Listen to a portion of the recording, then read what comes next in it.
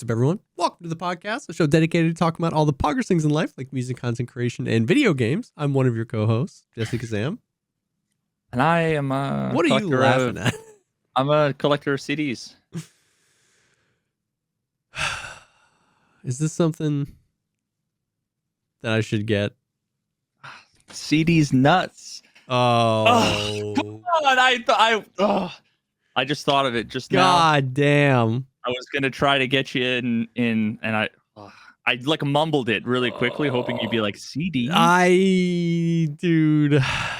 And the only reason why I did that is because yesterday my wife hit me with a D's nuts. Yikes. My wife hit me with these nuts. And it was so funny because it was like apropos of nothing, out of nowhere, with no play on words at all. It was just something. I was like, what? She's like, these nuts. And I'm like, that's not not how you do it. But you gotta hit her with the do you have room 40? Like room 40. Room for these nuts. No, there's the I got Bell with that one good. There's something about Imagine Dragons. I was just gonna say Imagine Dragons. Yeah, Imagine Dragon these nuts. Anyway, what's up? Oh man, not much, man. How you doing? Good. Just grinding some Isaac. Binding Isaac, bro. Yeah, I watched that video. Holy, you did? Yeah. It's wild, huh? Yeah, we were talking for those that missed it. We were talking on the Patreon episode about the Binding of Isaac, and maybe it was last week's episode. Time is a flat circle, and I don't know what anything means anymore. Anyways, time is a flat earth. We were talking about the Binding of Isaac, and I didn't realize how dark the lore of that game was until V was kind of telling me about it. And then so afterwards, you sent me a video that was like 3 years old. That was like a full breakdown of the lore and like the most highly likely fan theories for things we don't yet know. And I was like, holy shit. Yeah, it was a bunch of like long-standing fan theories and stuff like that then with later expansions, much of which was either proven to be wrong or vindicated. It was from a channel, Two Left Thumbs. It was a really good, video, really good thing. But yeah, like basically, and I got a couple of the details wrong, I think, when I was like summarizing it all, but basically, like, at least my understanding, and I probably have got some details wrong, but like the entirety of the game kind of takes place in this little boy's imagination fever dream as he's suffocating inside of a toy chest hiding from his mother, who is a religious zealot that may or may not be trying to kill him. Yeah. It's ambiguous whether or not that was a literal thing that happened or whether he imagined it. Yeah. But dude, one of the things that like completely hit different was when you are the first boss is basically mom's leg. Okay. It's literally just like her leg slamming down and all this stuff. And then later on you fight mom's heart after you go like into the womb.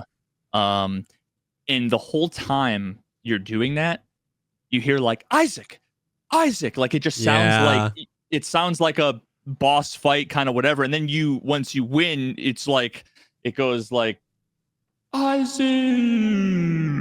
just like crazy fucking slow motion kind of sad Isaac scream. Yeah. And you realize now, before I thought that was just like her yelling at you for attacking her or whatever, but really it's her running around the house trying to find you. Yeah.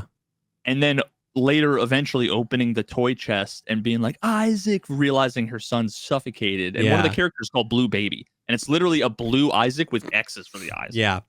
Yeah, like that was I read through some of the comments, and because like the lore is very like the game is very forward, and like mom is the bad guy. Like you said, first couple bosses, the story that it gives you right there, you kind of like a hammer on the nail is like she, took away all my stuff and she threw me in the room naked, whatever.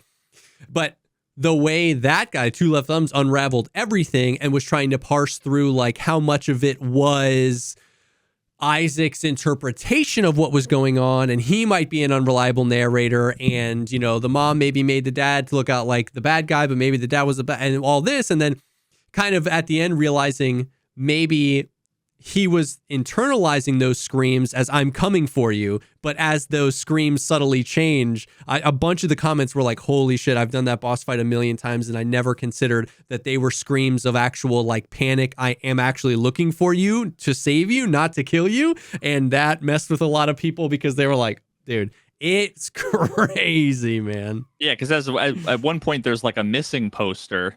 Yeah, yeah. And like I could see a few days going by before, like, you know, conceptually, before like the parent would look in the toilet. Yeah, you know yeah. what I mean? You look in the room, he wasn't there. You look under the bed, you look in the closet, he's not. Then you're running out the house looking for him. You know what I mean? Like, yeah. So yeah, it's pretty fucking, I was like, God damn, bro. Yeah, it's pretty dark. And you watched the tail end of my last run, which was I was like a literal flying demon. Yeah. Like lava hellfire out of my mouth and a brimstone beam of death. What a crazy game. I had no idea. I've been aware of that game for so long, but I had no idea it was that crazy. I've been like watching a bunch of random video game things, and there's been a bunch of little things here and there that I like need to share. Like, I think it's so interesting. Mm-hmm. I watched another thing on like the making of Balatro. And, so did you know how much of a banger the theme song is? Yes. Local Funk went to Fiverr for that. It was just a random guy from Fiverr that he hired, and I guarantee you he paid him like $200 or whatever. Yeah. But based Local Funk, basically after it blew up and he sold like millions of copies, so I'm sure he, made millions of dollars. Yeah. He went and when he released the soundtrack on Steam, 100% of the proceeds go to that guy now. Oh, hell yeah. That's just so sick. Which is just like epic. Damn. Because at that point you're like, oh, this guy was underpaid, Yeah, 100%. Like it was not knowing what was to come. He paid whatever that guy wanted him and whatever that guy was charging, whatever. But it's like now that song is like a classic, that's insane. That's actually really cool. That almost like makes it cooler. I can just see it as like some like 22-year-old just in his room, just like trying to make it as like a producer or a writer or something like that. And he was just bopping his head to that, being like, bro, this is fire. And now it's so good. There's no way he's 20 though. It's far too good. I don't know, man. I don't know. It's good in the way that a 37-year-old would make it good. I'm gonna Are just 37-year-olds on Fiverr? Yeah, dude. I don't know. Do you know how many things have you bought on Fiverr? Like 6. Okay, I've probably done like 6. but they've all been from like 60-year-old guys. Really? Like voice actors and I've never done any voice acting stuff. I'm trying to think of what I've done. It's mostly graphics, I think. Yeah, maybe you're right, actually. Maybe a 22-year-old wouldn't even be on Fiverr. He would just be trying to get his shit popping on TikTok. Dog. Yeah, or something. Yeah. Actually, SoundCloud is actually maybe you're right. Might as well be MySpace for the music world. Yeah, dude. But that actually reminds me. Maybe I don't think I ever like said anything about this. I was really, really disappointed. We had contracts signed, obviously with like right of refusal. Yeah. For like, but we had contracts. One of my songs, the one I did with Annie Green, Breathe In. Yeah. Was going to be the intro to like a Netflix series. Like not the intro, the trailer. What? Yeah. But so there's this really big, I don't even remember the name of it anymore. It was a French Netflix series that actually ended up being like really big. I don't remember the name of it. And this was like kind of during the pandemic. Yeah. So they had released like an initial teaser trailer. It kind of blew up and it was, there was a lot of hype generated about it. So then they were going to release a second trailer that was like more of an official, and we were slated to be on that. Whoa. And, but what ended up happening was because of the pandemic and a whole bunch of other stuff, they basically like ended up not even doing a second trailer and just doing an extended cut of the first trailer. So it was just like I was so deflated. I was so sad. And I couldn't talk about it or anything. Yeah, holy. But that was really disappointing. That would have been, especially because we were going to get royalties too. So, you know, if the trailer gets millions and millions of views, it's some percentage of the royalties, you know, probably would have been nice. But dang. But yeah, the only other thing that I have to talk about is fucking the most cringe thing on planet Earth, bro. Elon Musk. Period. Playing Path of period. Yeah. Playing Path of Exile 2. Dude, okay, somebody came into my chat earlier and was like, yo, I heard Elon was botting in Path of Exile or something. Super disappointed in him or something. And it was so off the wall. And I was like, okay. So that's like I've been made aware that there was new PoE Elon news, but I don't really know what's happening. Yeah, so I don't remember when it was, fairly recently, he was streaming on X, which I refuse to call Twitter. it X unless it's, Twitter, to 1.4 million viewers. See, I don't understand how Twitter streaming works. Oh, I can guarantee every single one of those was a real human logged in, excited to watch. It was the equivalent of a Twitch viewer, 1.4 million or whatever. I'm sure. There was no drops going on. And he was I think he was on Joe Rogan too, where he was bragging about how he's one of the best players in the world. He's got one of the top characters. So and I'm going to get some of the details wrong. Don't quote me on the details. Oh, they're going to be mad. The essence is correct, where he's like, you know, top 20 or something on the hardcore PoE2 ladder, which is like, you know, he's level 90 something. Yeah. Which, like, you die. Like, your character, you know, gets like. And the game hasn't been out for that long, right? No. So, in order to have done that, especially with multiple characters, you would have had to be playing nonstop, like full time, like a streamer, right? Like a streamer would. Now keep in mind that he's like traveling all over the place. He's living at Mar-a-Lago, paying $2,000 a month or whatever to like sleep next to Trump to snuggle up together. You know, he's going all over the world, like, but also playing PoE. Yeah. So when he was, bro, he was streaming, sitting there. It was just the epitome of cringe. Did it get like exposed live? Well, so here's the thing. He like alt tab to his cheats folder or something. No, so first of all, you can have a bunch of stash tabs. One of the stash tabs was called Elon's Maps, which is just a funny thing because you can name them. Would you name your Jesse's own individual maps? Jesse's, you know, like if you could have a tab in Tarkov that was like Jesse's ammo? Yeah. So already like weird, but then again, he's a weird guy, so you know, whatever. But so here's the thing. When you in a video game, when you do something hundreds, nay, thousands of times, what's the one thing that, like, if you're watching someone play Tarkov, okay, what's the one of the things that you could basically instantly notice to be like, yeah, they've got time in this game? Like the way they're flying through the menus. The way they're flying through the menus. Yeah. The way they loot. It's all click, click, click, pop, pop, pop. All autopilot. Yeah. Flow state, just the muscle memory, because you have the efficiency you need, right, to be able to go through all the menu. So there's one of the end game PoE features. Is there's basically this big, like, randomly generated sort of map. So you like go to this thing, it opens up a map, and there's just these little circles connected with like lines, right? Okay. It's like a tree, effectively. Okay. And you know, once you complete one, then you can do the 2 that branch off or the 4 that branch off. Like, you can do any one of those things, right? And the ones that are done are green, the ones that you can click are blue, and then everything else is like this yellow. Okay. I might be getting the colors wrong, but anyway. So he's like, yeah, so I'm gonna go ahead and do this thing, and he like opens it up, and he's like clicking on one of the ones that isn't connected to like one of the ones, and he's like,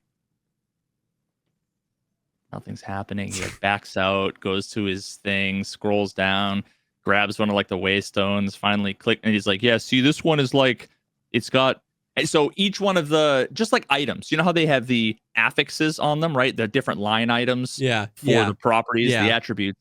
They can have anywhere from 0 to like 6, right? Okay. He's like, so this one is like, you know, really high level, and it's got 4 things, so it's going to be really hard. You know, and he clicks and drags into the thing and like isn't really sure where to click. Finally, he clicks and then goes in, and first of all, he goes right past like some of the really expensive rare stuff that like you know, it would be the equivalent of like walking by a LEDX on the shelf and just not picking it up, right? So he's just like leaving chaos orbs and shit all around. And at one point he like goes and opens up his inventory. And now, first of all, he goes into the map with a full inventory of junk. So it's like, imagine going into a raid with a full backpack. Yeah. So then he like clicks and drags, you know, clicks off to like drop the thing, and then like clicks on one of the loot things, and then like slowly drags it over into his inventory. And like, it doesn't, you know, like not like the control click, like it was just, you can tell he's played the game for sure, but top 100 players in the world. Yeah, he doesn't have 1,000 hours in the game.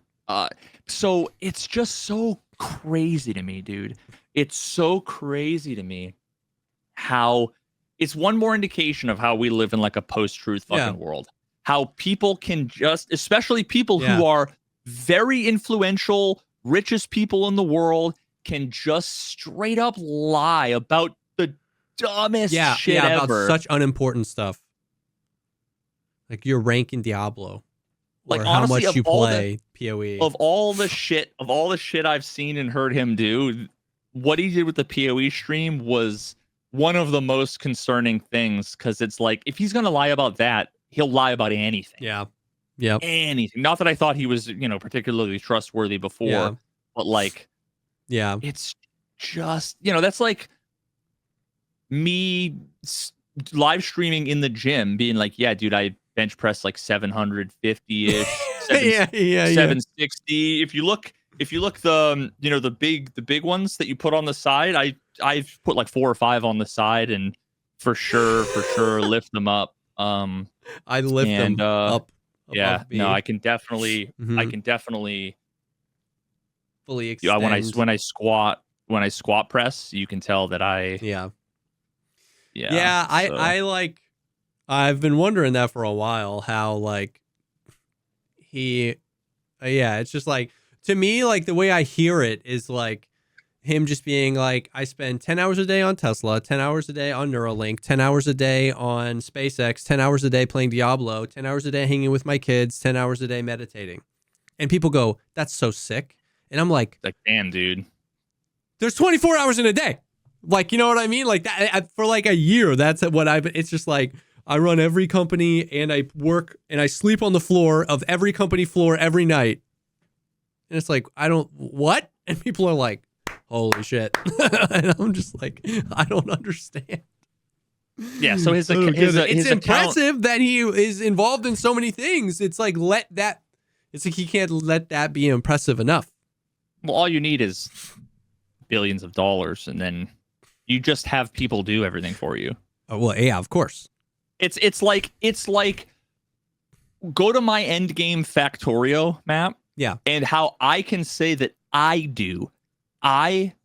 personally manufacture 850,000 red circuits per minute. Yeah. Right. Yeah. It's like I do this. Yeah.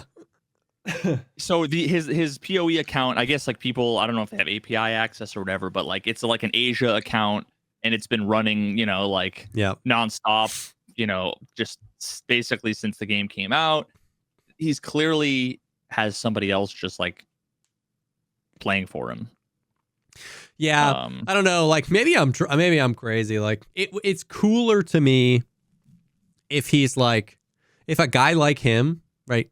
Assuming however you feel about the guy, I feel like you could assume he's a busy guy, right? Like with all he's probably got a lot going on.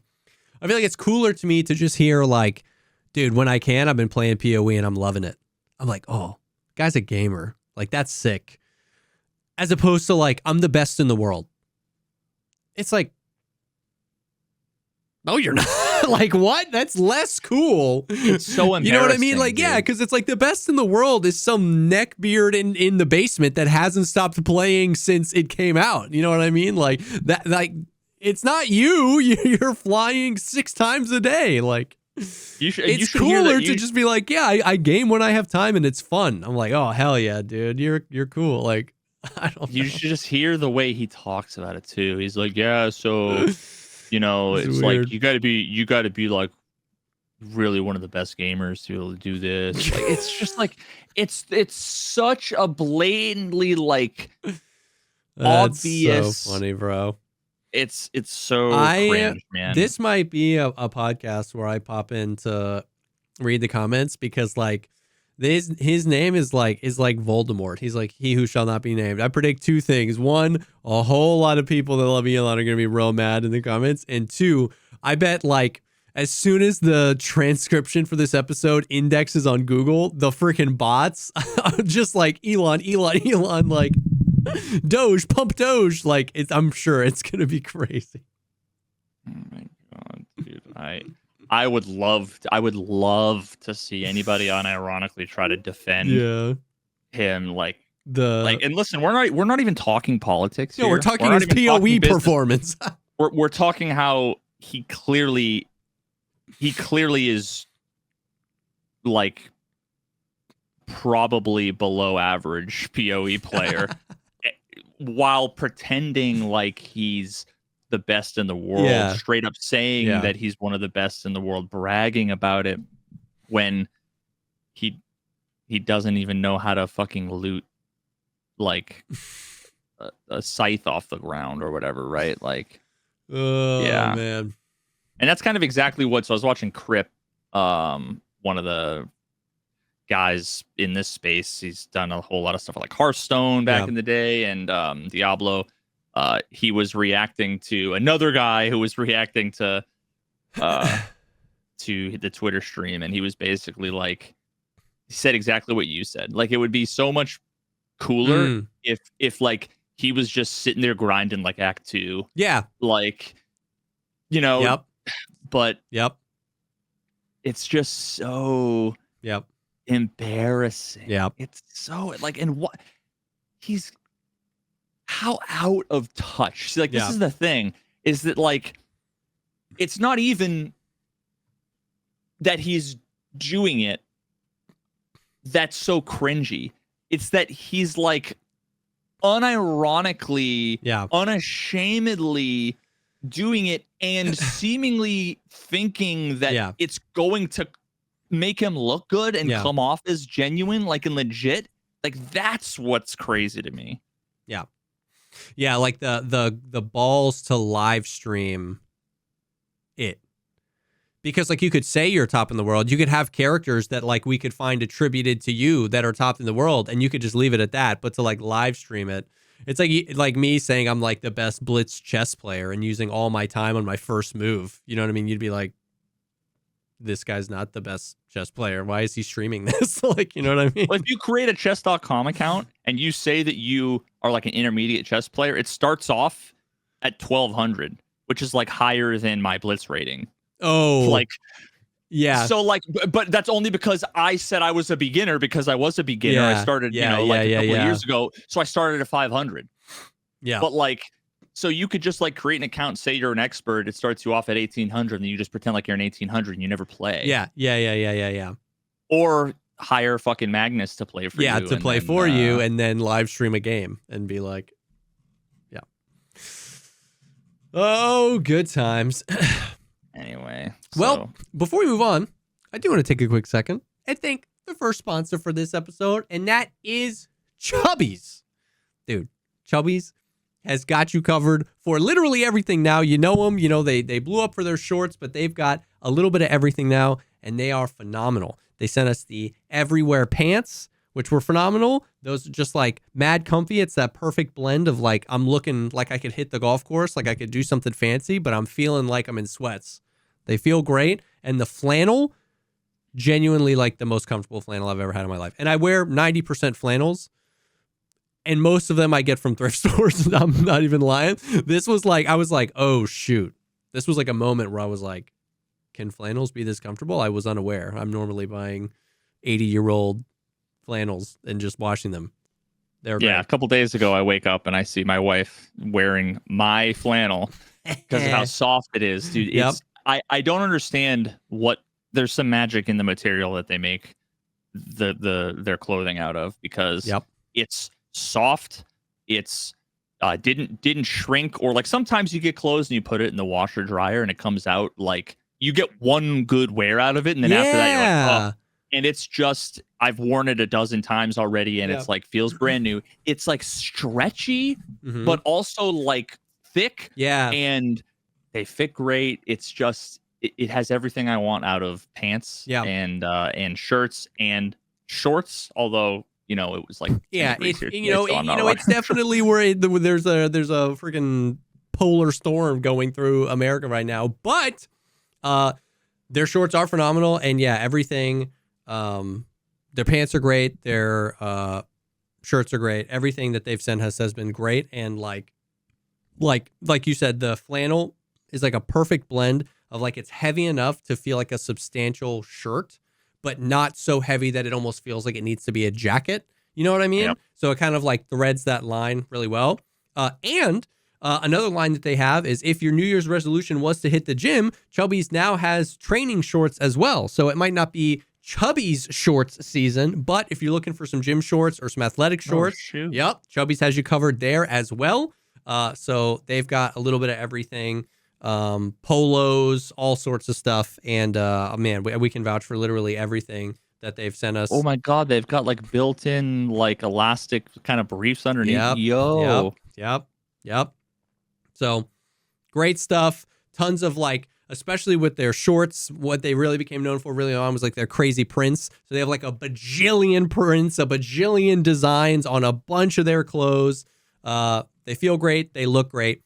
And Chubbies is here to help you take on 2025 in style, starting with the comfiest, most versatile gear you've ever worn. For a limited time, our friends at Chubbies are giving our listeners 20% off with the promo code POGCAST20 at checkout at chubbiesshorts.com. That's 20% off your order with the promo code POGCAST20. Support our show and tell them we sent you. No matter where the new year takes you, Chubbies has the gear to keep you comfortable and looking your best.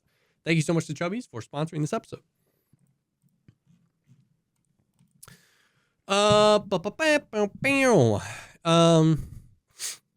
Okay, so Tarkov is a game, and I've been playing it. It is, in fact, a game, yeah. And that is all the news. What else you got? No, I'm just kidding. Dude, I don't even know. I don't want to, like, part of me is like, I'm so tired of talking about Tarkov, but it's been an interesting week. The game is gaming, very buggy, but whatever. So the big news that we got basically today was two things. One, today's Thursday. Yeah, we did the podcast. We did it Friday last week. Sorry, I'm losing my mind. 2 weeks ago today was Wipe Day. And on Wipe Day, in the patch notes, it was like the Flea was going to be down for 2 weeks. So no Flea, which, as just like a quick update, has been really interesting. Like, as an experiment on what does the game feel like with no Flea, and what does the game feel like with like everything for the hideout needing to be found in raid. I will say I've softened up to it all by playing. Like, it really makes finding stuff sick. I think we talked about this last week, where like barters, like finding barters, like I bartered for the sick case, which is 15 blue tape, 15 white tape, 15 nails, and 12 paracords. And I just like found all that, and I like hit barter for that sick case, and I was like pogged out of my mind. I was like, I'm so excited to have this. It's felt good. Isn't that so much better than just finding 3 LEDXs, selling them, and then buying it on the Flea? Exactly. I'm level 39, and we don't have the Flea, which is like crazy. Normally it's like level 15 go. You know what I mean? I'm like almost level 40. I'm almost max traders, and we don't have the Flea. So like it has been a really nice change. Now, almost all of the feedback I've heard from the community, whether positive or negative about this, has been like, there are good things about it and there are bad things about it. Like one of the lowest hanging fruit, everybody agrees, is like keys are AIDS, right? Like because keys could lock you up on quests in 2017 when there were play on words there. Oh yeah, keys can lock you out of quests. Wow. Keys could prevent progress back in 2017 when there were 20 quests, right? I think there's 210 quests you have to complete for Kappa. And then there's like 75 more that aren't Kappa required. Now, obviously, you don't have to do all of them. And a lot of them are like linear. You have to do this quest to get this quest. But there are way more keys, because you have to think every new map that was added to the game added like 50 keys, and maybe like 3 of them are quest keys or 4 of them are quest keys. So like the amount of keys that are in the game has 10x, and the amount of quest keys has 10x, which means the likelihood you find any given key is like crazy rare.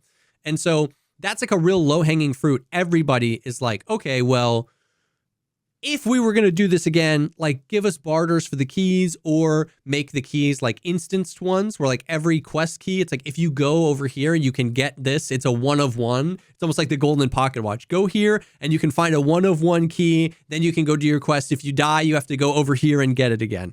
Or if you find it in a filing cabinet, you don't have to go over there. You can just go unlock it, right? So something like that, or adding barters for all the quest keys, something. So like that's very low hanging fruit. That would need to change. They can mess with some of the barters, whatever. But I will say, as somebody that was very against the found and raid hideout and some of that stuff, I have softened to it. My opinion is very much so unchanged on like what found and raid should be. I still think you should be able to find a hideout item, like a measuring tape, stick it up your butt. If you die with it, I found it. I played the RNG game. Let me use it. But it's been a really interesting wipe to just feel it differently, just to have things progress differently. I was looking for D-Fuel for like a week and I found it and I was like, this is dope. Pogged out of my mind. Now, all that being said, the flea market was supposed to come back today. It's been the number one question in chat for 5 days, right? Like, when's the flea market? I heard it was this week. When is flea market? And then like, if you tried to list something on the flea market, it gave you a countdown. It was like, listing is locked for like 3 days, 11 hours. So we had a moment that the game was saying like, hey, flea market's going to be open on this day. So like everybody had commands in their chat because it was just asked so many times. Well, this morning, I don't know what, he tweeted it while I was asleep. So at the very most, like 8 hours before the flea market was going to open, they tweeted that they were going to extend the flea market downtime by 5 additional days. And the tweet said, we are actively monitoring community feedback on the flea market being locked and decided to extend the lock for 5 more days until January 14th at 3 p.m. GMT, 10 a.m. EST. We would like to thank you for actively sharing in the feedback and reporting issues. We'll continually working on the game.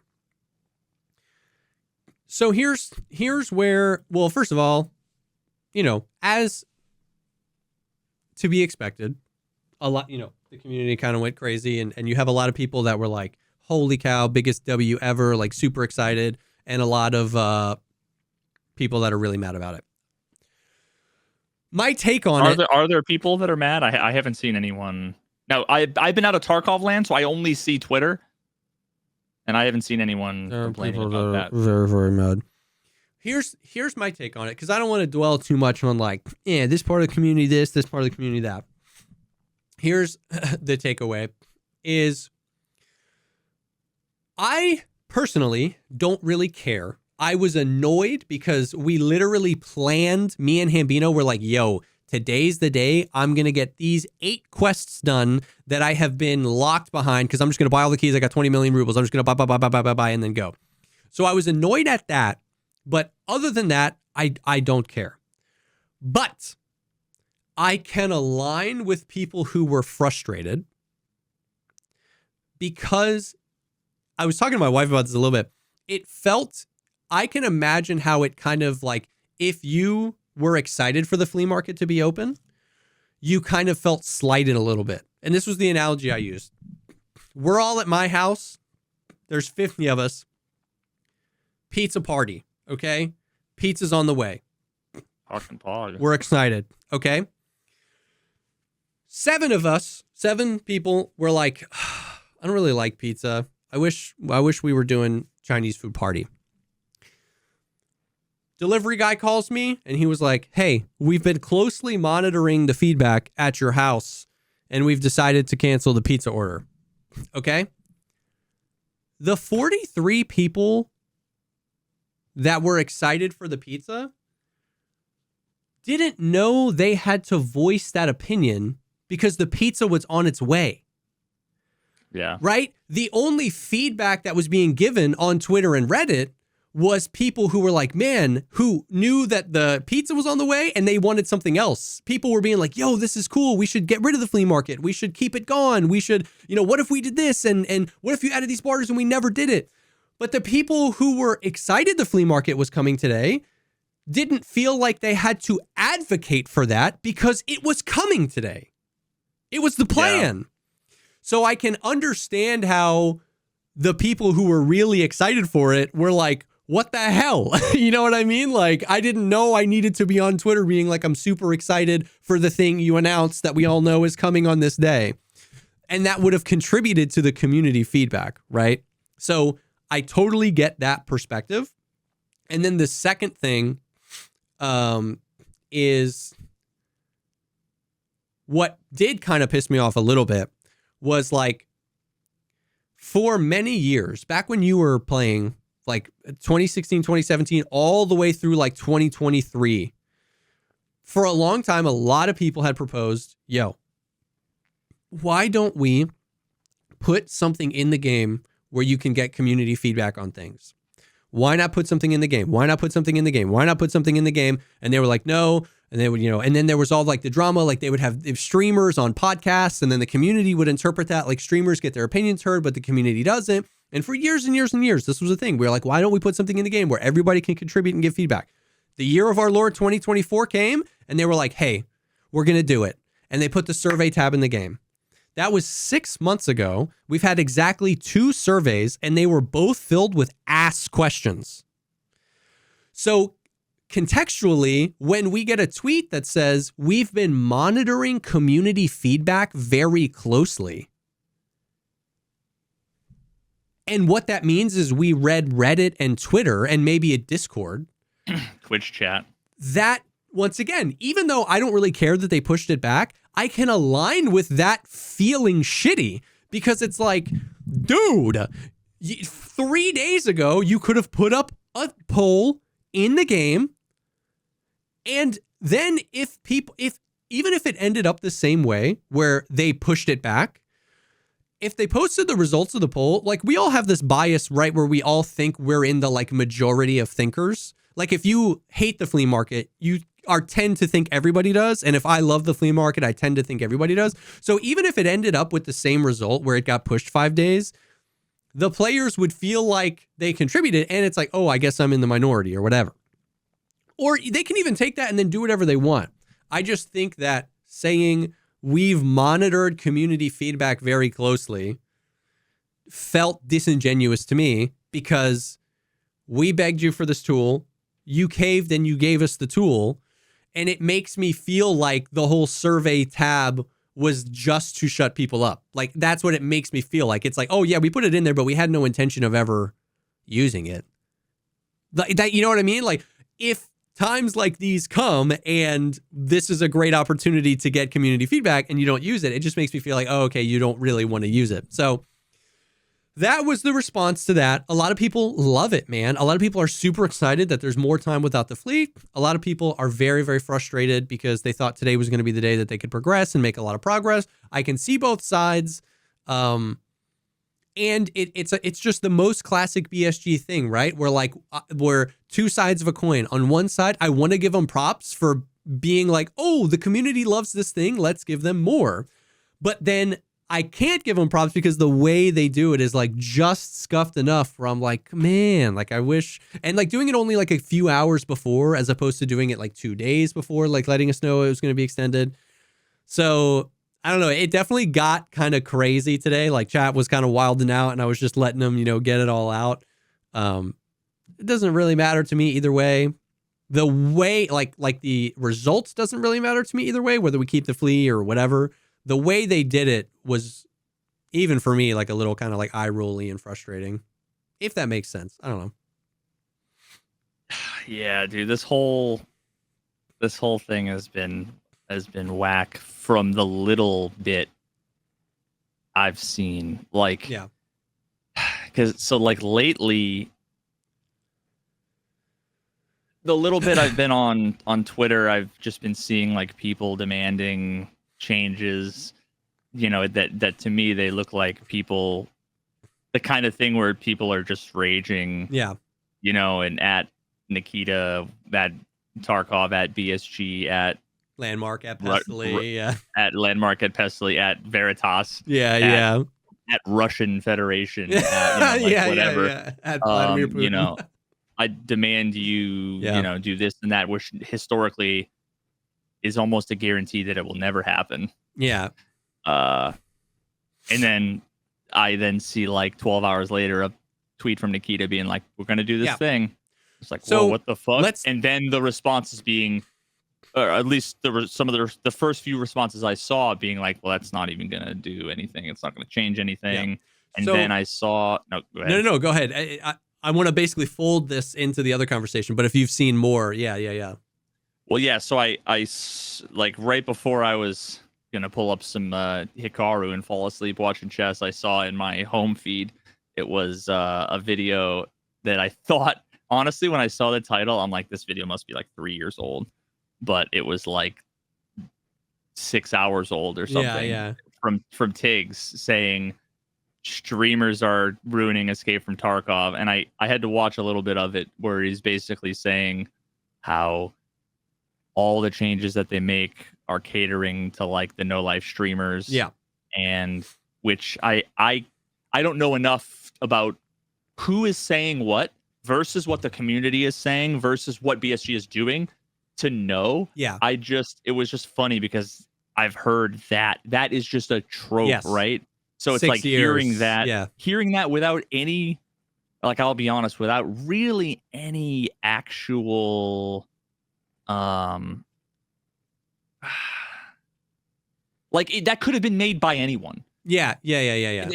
There wasn't like no shade or anything, but like there just it was streamers play all day, so we have unrealistic experiences. So when we ask for things, they instantly do it and capitulate to what we want, and it hurts casuals. It wasn't even that. I think it was more him saying BSG just looks at the streamers and then make adjustments based off that. It's not even always what streamers are asking for. You know what I mean? Because like it's so I guess some of it is like nerfing things because they're mad that on day 2 that someone has Kappa or whatever, like that kind of thing. I mean, so which again, like to whatever extent may or may not sort of be true now, but I found it funny because I see what you're saying. At the very same time, historically over the years, at the very same time you had X 100,000 people saying streamers are ruining the game. They basically get what they want, all the changes, blah, blah, blah. And then you have someone like me who is basically like, I've been begging, screaming from the fucking mountaintops and they don't listen to me. Yeah. For so long, with a few rare exceptions that always ended up being fucking W's, but they were always temporary W's. Yeah. Because then they would go back on the change. Yeah. So it's like I feel like it's just sometimes the feedback comes from streamers. Sometimes that streamer feedback is totally filtered from thousands of viewer community sentiment filtered through them. Sure. Sometimes it's totally out of touch, jaded streamer, whatever. I think it's just someone has an opinion. It's a good opinion. Yes or no, true or false, maybe roll the dice. Will BSG do that or the opposite, or random number generator, dart against the wall, whatever? That's the solution. It's they don't have a pattern. They don't have a structure. It's fucking random. That's the thing. And it's like all the stuff, like none of the tropes are like rules, right? And they're if you think of them like rules, they're very easy to poke holes in, right? Because like people say that streamers get whatever they want, right? Like streamers are ruining Tarkov because BSG does whatever the streamers want.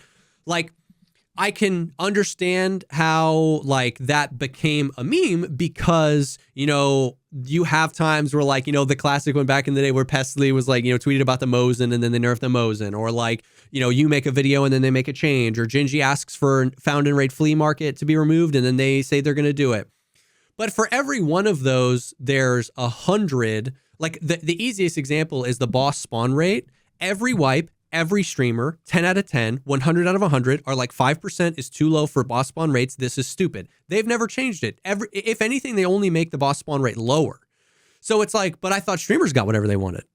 It's the most united thing in the world. So it's like, it's easy to poke holes in. And then, but then even that is the person who plays 2 hours a week. Like, I love the 5% spawn rate. No, they're also mad. Exactly. And then like, it's funny because people say streamers get what they want, but then like streamers can't agree on anything. Like, you know what I mean? There's always beef between streamers because they disagree on how the game should be played and what changes should be made. So it's like, I don't really take any of that seriously. I'm not saying you do. I'm saying, I see what you're saying. You're saying it's funny because the conversation is unchanged as of 7 years. Like it's still streamers are ruining Tarkov or this, that, or the other, which is how it's been all this time. But I don't put a lot of stock into that. Like people tell me that all the time, you know what I mean? Like all day today, people were saying, the people that were mad that the flea market got extended were saying like streamers ruined it, you know, as if I, you know, cast my lot for it to be extended, you know what I mean? Or whatever. Those things are really easy to poke holes in because streamers can't agree on everything. Streamers want different things. It's like the two most common tropes about streamers is that they get whatever they want and they also always complain. And it's like, well, they're always complaining because they're not getting what they want. But if they get everything they want, they wouldn't be complaining. Like, you know what I mean? It's like they can't be true at the same time.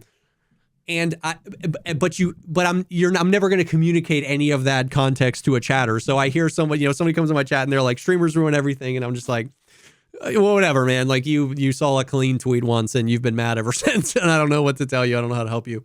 But I will say, I actually do think, once again, valuable or hopefully valuable feedback. Once again, I doubt BSG listen to these anymore, but I know exactly what you were talking about, by the way. And I want to pull up the tweet because I want to address head on that I'm not throwing shade at this guy. Smoji was the guy that tweeted it. You know, all caps tweet at Nikita, at Dimitri, at Pesley, at Landmark, at Glorious, at Trey. Remove the throat hitbox so there's less RNG. Like all caps, it was that. And I want to make it clear that I'm not memeing on that guy because I've made angry tweets before. I've made videos, like I've had an angry tweet turn into like a 10-minute yap session video. I've done all those things before. You know, it got some traction, it got some retweets. And then we got this morning a tweet from Nikita saying the neck / throat hitbox will be moved and added to the chest hitbox group. Okay. Now, I think, in my humble opinion, that is a resounding W. Resounding W. And if anybody is wondering why, it's because no helmet in the game provides throat protection, but body armors in the game do provide throat protection. A lot of them have the little flap that go up. Does the Boba Fett looking mask not have... It doesn't list throat hitbox. It's just face and eyes. Okay? And so because of that, because the throat hitbox shares HP with the head, but the chest is what provides armor to it, when you get shot in the throat, even if your armor visually covers your throat, it's not rolling pen chance against the armor because it's considered your head. So there is no throat armor. And so like, that's why, right? Like it's less than ideal to, be able to spend, whatever. That's not even what I'm talking about. I think it's a resounding W that they're making that change. But what I found important was the way in which it was made. Nikita has seemingly been spending a not insignificant amount of time recently on the Tarkov TV podcast, and he did on the BSG stream like another podcast where he just did like a little Q&A. He's spending a non-insignificant amount of time complaining about the complainy part of the community. You guys hate us. You think we suck. You say our game is shit. Like, you all whine, you this, that. Like, he's clearly taken it personally, and he wants us to stop. And then... the irony. And then makes a change that people have been advocating. Not everybody. I'm not going to sit here and say everyone in the community wants the throat hitbox changed, right? Like, I'm sure there isn't. But a very large portion of the community has wanted that hitbox changed for well over a year. Feedback has been given. It is only changed as a result of an angry tweet that gets retweeted a bunch. Once again, mind you, should I remind you that in the bottom right-hand corner of all of our screens is a survey button. So he is whining about how much we whine, then bypassing an in-game mechanic where he could have gotten feedback about this particular issue, and then making a change based on somebody whining. Now, once again, I want to be clear. I'm not mad at Silco or whatever that guy's name was for whining. I whine about the throat hitbox all the time too. I'm just saying the irony and like, he's seemingly so caught up in the toxic part of the community and then seemingly only addresses the toxic part of the community. He could just close his eyes, ignore that shit, whatever bubbles up from that part of the community, put it in a survey. Like, that one step would have sidestepped. It wouldn't have felt like he did it as a result of the whiners. It would have felt like he was like, oh, how legitimate is this concern? Let's see. Boom. Brrr. Survey says 93% say throat hitbox sucks. Oh, cool. Let's do it. And then the community could have felt like they participated in change. So I almost tweeted that this morning, but I was like, it's not worth it. I'm so glad the throat hitbox is being moved to the chest. I'm very glad. That's a W change.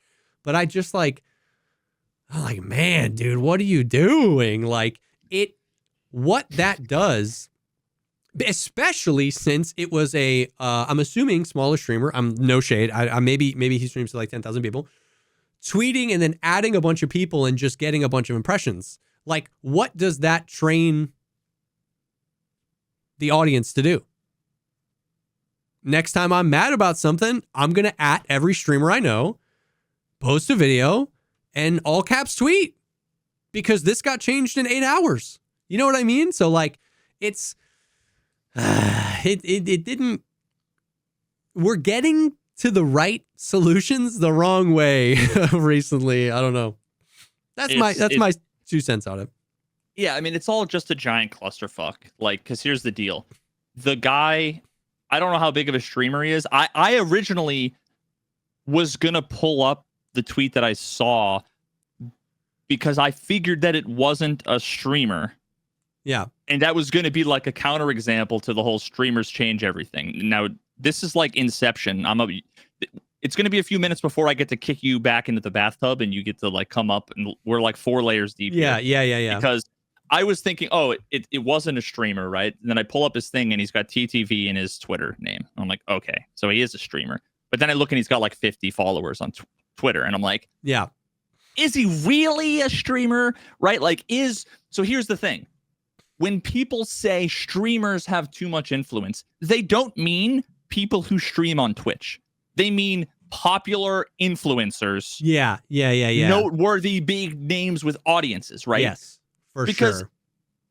Because all that would mean is that you, person on Reddit who has a very strong opinion about whatever, all you need to do is just install OBS and hit start streaming, and boom, now everybody is going to listen to your opinion. No, you're a streamer, but you're not a streamer with a capital S. Yeah. Right. So then there's that. But then there's also the fact that he mentions a bunch of people, which is like, okay, but then a bunch of those people and other content creators who also want impressions on something that's blowing up, then retweet it. So then, okay, well then maybe it is the big streamer. Okay. So then there's that. Then I totally hear you about the whole survey thing. To me, it's more of, and this is kind of like what you were getting at, but I want to make a distinction clear that I think might be important. Hit me. It's the fact that he didn't use the survey. I actually don't think that the survey feature is going to really be any different than 4 or 5 surveys from some content creators on Twitter. Yeah. Like giving you a fucking 42, 58%, whatever breakdown of opinions.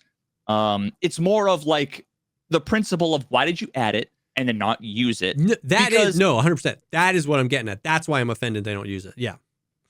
So, but I don't want to get it twisted that people think like that is going to be the objective, fair way to get community feedback. And I will say, I think that's wrong, because that will end up being a popularity contest for like Pestily. If he's got 10,000 people, he's like, oh, there's a survey in game for X, Y, or Z. I voted for X. You know that it's like, oh, everybody feels like they have to go vote for X to back up. Yeah. So really, it does end up kind of being a streamer filter into whatever. So they might as well put it on Twitter because they probably get just as many fucking impressions and votes.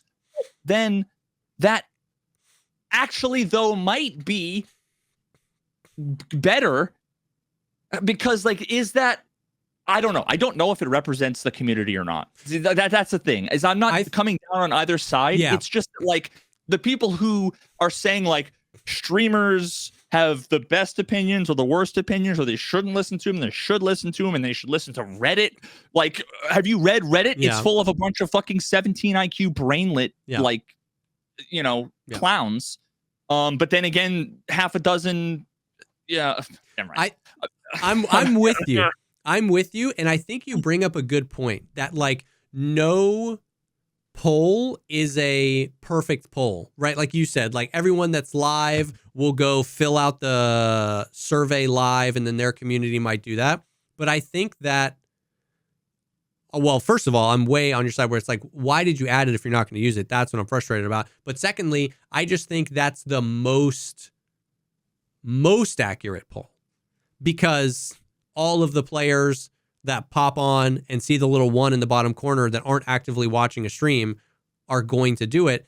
It's like, yes, streamers might have an influence on a poll done in game, but they have the least influence there as opposed to Pestily running a poll and then just showing BSG, this is my poll of my community. It's like you get at least the most people, the most amount you can organically because it's in the game. And so I'm totally with you that it's like not perfect. And if I didn't mean for my point to come across like, oh, this would be fixed if they just did a poll in game and they would be perfect. And that's not what I was responding to. All of the, because I can hear the people in the comments typing, thinking like, yeah, why do they listen to the streamers doing polls and not use the survey? And all I'm saying is, don't forget that what you hate about the streamers running surveys, you're also going to get that same kind of influence on some level in the game. So, and even if it's less, then that's better, right? But I'm just saying, don't forget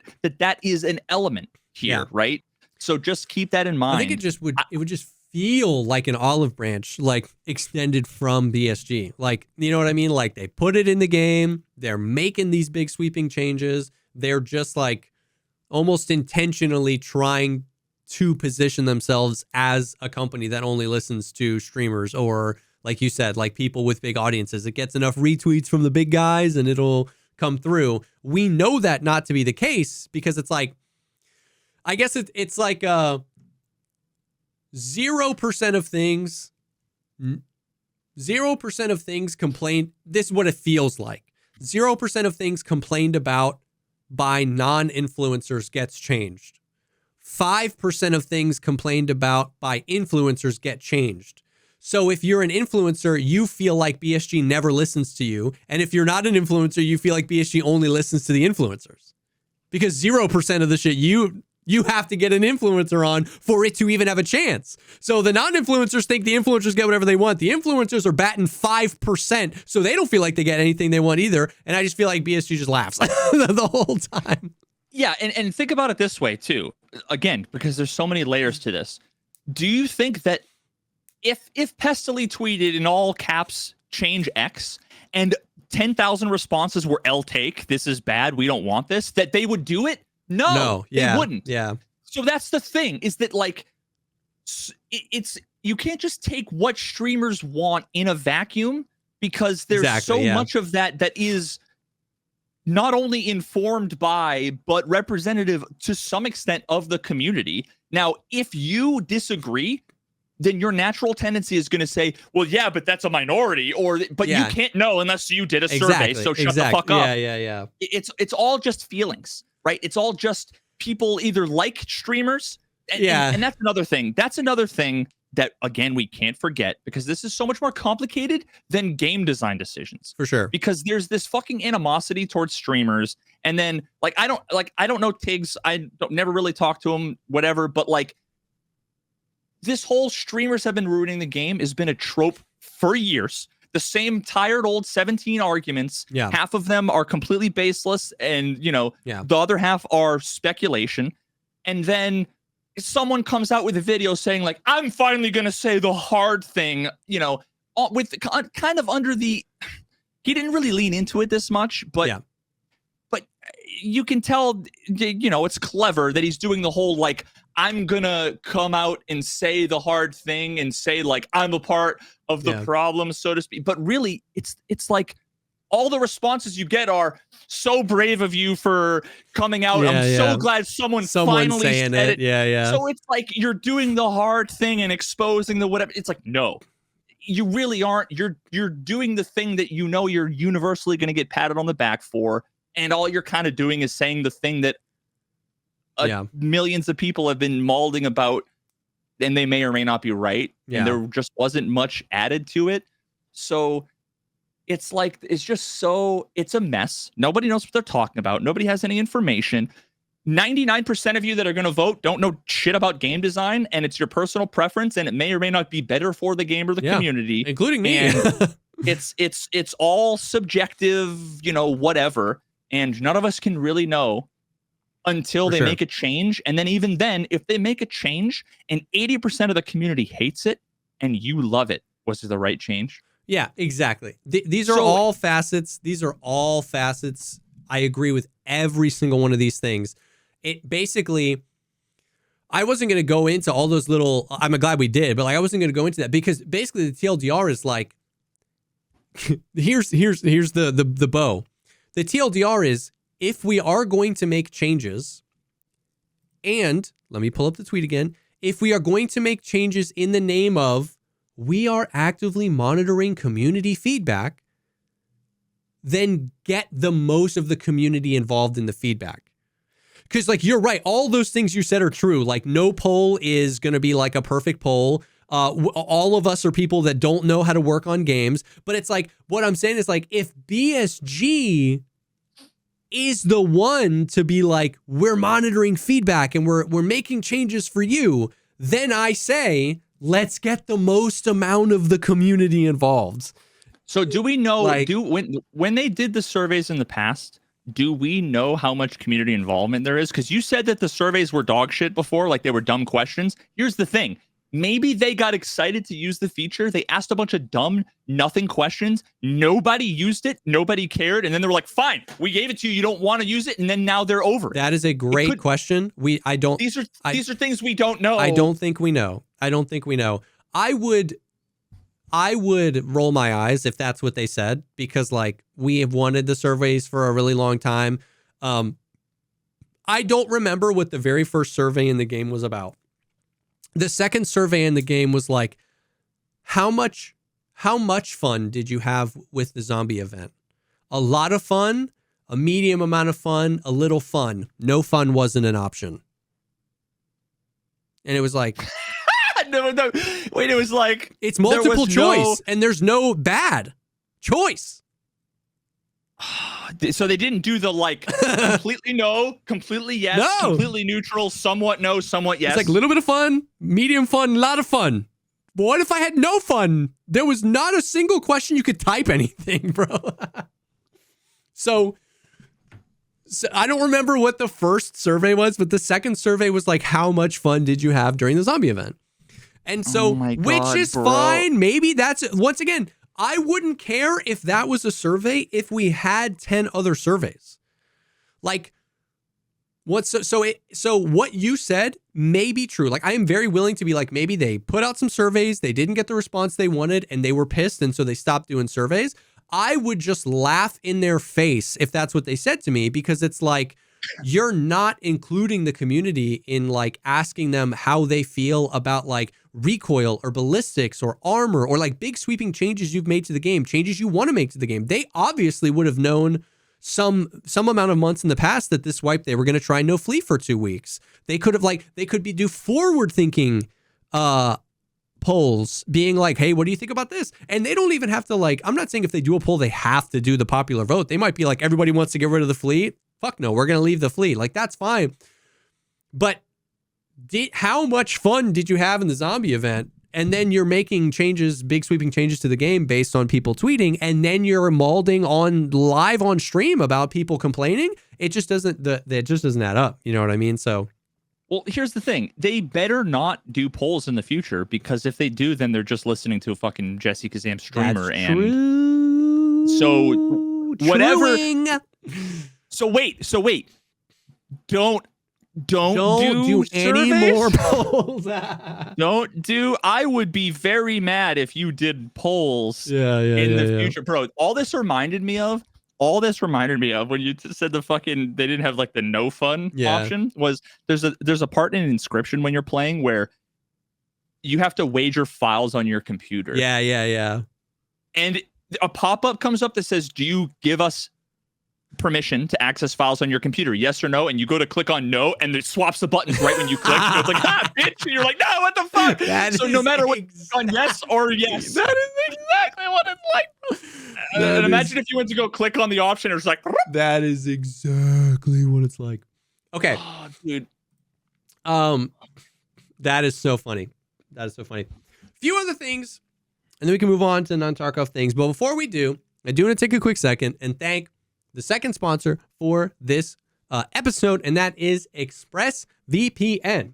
VPNs can be used for a whole host of things, but one that's growing in popularity is allowing you to connect and watch content that's not available in your region. Netflix has more than 18,000 titles globally, but only 6,000 of those are available in the United States.